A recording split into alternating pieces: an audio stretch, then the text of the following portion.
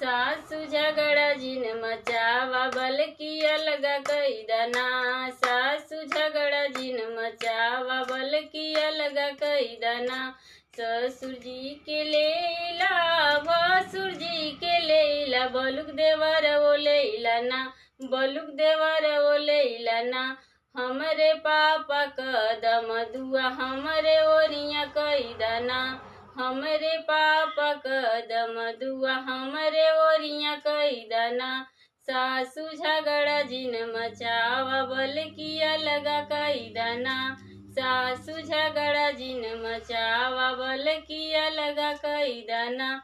लोट ओही लेला थरिया ओही लेला बलु गिलसियो लेला ना। बलु गिलसियो लेला ना। हमरे पापा क दिहल परतिया हमरे ओरिया कैदना। हमरे पापा क दिहल परतिया हमरे ओरिया कैदना। सासु झगड़ा जिन मचावा बल्कि अलगा कैदना। सासु झगड़ा जिन मचावा बल्कि अलगा कैदना।